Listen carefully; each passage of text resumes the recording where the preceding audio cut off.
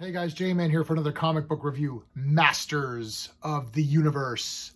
Masterverse. #1 from Dark Horse. Obviously He-Man is, my favorite thing. J-Man, my channel, all that stuff. But I don't cover a lot of He-Man content, oddly enough.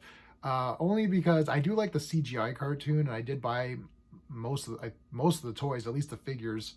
I haven't bought the play sets. But He-Man's kind of my favorite toy line. It was my favorite thing growing up. I read some of the comics here and there. I did not like the Kevin Smith version that they just redid. The CGI version, I did watch all the seasons, and I've seen all the Kevin Smith ones too. I do like the CGI one. It's a lot of fun. It's not exactly the same He-Man that I know, but it's different. But I think it's cool for kids to get into it now. So this came out, and I was like, well, I gotta pick it up and see what it's all about. So I'm gonna review this comic using my SPACE method: story, pacing, artistry, characters, enjoyment. Each category gets a score between 0 to 2. 2 is the best, 0 is bad. When you add up your score in each category, you get a score out of 10. This comic book is being rated against other He-Man properties. I'm not comparing this comic book to Watchmen or Giant Size X-Men or Dark Knight Returns or something. If I give a score very high, if I give a 2 out of 2 for art, let's say I gave this a perfect score for the artistry, that doesn't mean the art is better than Jack Kirby or Neil Adams or Alex Ross or something. I'm judging it against itself. You paid, what did you pay for this? $3.99 US, $3.99 US. How good did this deliver on that $3.99 US? Okay. For the storyline of this comic, I'm gonna give it a 1, a pass. I'm gonna give it a 1 out of 2. I do like the beginning of this. Basically, it's a sorceress has given He-Man his abilities. He's got the power sword with Adam there and all that. And Zodak shows up. Oh, man, I love Zodak. Like, I bought like every Zodak. I have every Classics Matty Collector. I have almost the entire original vintage run. I have almost everything for 2000X. I don't have many of New Adventures of He-Man. And I have, I think, almost everything for the Classics. For Origins, I only have a few figures. You can see some of them. I have a bunch, but they're not on display. Most of my He-Man stuff is in a closet. The entire closet is filled to the top of He-Man stuff. But Procrustes, that's cool. I have him too. He's a cool toy. But Zodak's just like one of my favorites. Anytime there's a Zodak figure, I usually buy 2 or 3 sometimes. I just love Zodak. So he shows up. He's like, well, I don't know if this guy's worthy. Sorceress is like, well, let me show you other He-Mans in other dimensions, and that'll prove that he's worthy or whatever. I like that. That's the opening. And then we have a couple of stories. So we have one of this He-Man. Now, I would give this story, this is an anthology. So there's actually 2 stories, and there's the kind of the bookended one. This story was pretty damn cool. I'm not going to spoil it for you because there's actually something to spoil in this first story. It's not very many pages, but the pages that you do get are pretty good.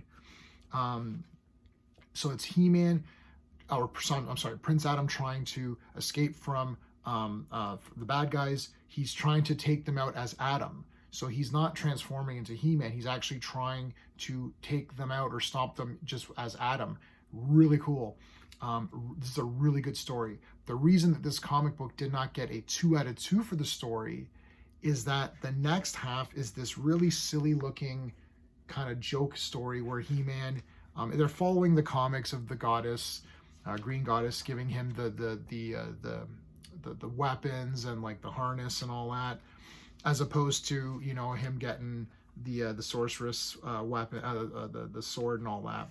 So she gives him all these things, and it's kind of funny because he keeps showing up to fight Skeletor, and Skeletor destroys whatever weapon he has, and he's like, oh, I've got, and then the goddess gives him another thing, and then he destroys that. And I'm just like, why is this happening? Like it was like mildly amusing, but not really that great. And I just thought it was a lot of wasted pages, to be honest. I didn't like it at all. So this comic is not going to get a big score out of 10 because half of it is really awesome and the other half is not that great. For the pacing, I'll give the pacing, I guess I'll give the pacing a 1. It's tough because the first story was bloody amazing. It was fast. I would have rather have had them stretch out. You know what? Honestly, I would have rather them had stretched out the first story because there was a good payoff. There's a good twist in the end, and it was a nice little payoff, and I really enjoyed it. I really liked Adam trying to defeat these guys just using his own abilities and not transforming. really cool. Unfortunately, I have to ding it because the other one is just goes on and on. I just don't care about it. So unfortunately, it's a 1 out of 2. So we got a 1 out of 2 for story, 1 out of 2 for pacing. If a comic book gets like a 5 or a 6 out of 10, that still means it's worth checking out. 7 or 8 means like, oh yeah, hell yeah, that was a great comic. So a comic should get 5 or 6, right? Because it's like, what am I buying this for? But the really good ones are 7 or 8 out of 10, where you're like, wow, that was really good. 7 is really good, 8's really good, 9 and 10 are like really fantastic. So, because this comic's not gonna get a 7. All right, so that's the pacing. The artistry, I'm giving it 1 out of 2 for the artistry again, because I definitely liked this art here. This first few pages, I definitely friggin' liked this cover. This is wicked with all the different guys on it. And the art here is not too bad. It is dark and it's a little bit ominous, and I kind of like that for what happens in it. Really cool thing. I keep mentioning this twist, but it's really neat. I really liked it a lot. This to me is just like, I understand it's cartoony art, and the art did fit this story, I suppose, but I don't like it. I don't know what to tell you. I don't like it. I feel like I could have drawn this, and I'm not great. So yeah, fortunately, 1 out of 2. For the characters, I mean, it's He-Man. So I'm going to give the characters, I guess. Well, in this issue, though, the characters didn't really do much. I didn't really like He-Man. No, I'm going to give it a 1. I was going to give it a 2 out of 2 for characters. I'm going to give it a 1. I like the portrayal of Sorceress and Zodak, and all of the characters and the villains in the first story. And I didn't really care about any of the characters in the second story. So unfortunately, we're back to a 1 out of 2. This is the fear of anthology books. You might get a story that's stellar. So unfortunately, this second story is dragging down the first story. So enjoyment factor, 1 out of 2. I'm giving this a 5 out of 10. If it was just the first, let's say it was the beginning part where Zodak and Sorceress are talking, and then that next story was longer, and then the second story was a better one, or that first story was just extended and they added more things, like him really fighting all the villains and added a few more villains, and maybe a couple of extra things happen after the twist, this comic would have been rated way higher. As it stands, it's a 5 out of 10, which means, look, if you're a Masters of the Universe collector or fan, you're gonna want this anyways. That doesn't matter what I say.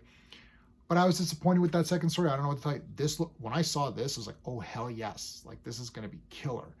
And it was. I'm reading this, I was like, oh, yeah. Oh, damn. Man, this is, oh my God. When he turned the page, you're like, oh, shit, that was so good. And then you're like, oh, I just got deflated, right? I don't know. I'm sure a lot of people will think the second story is very amusing and cute. No. 5 out of 10, guys. That's it. All right. Until next time.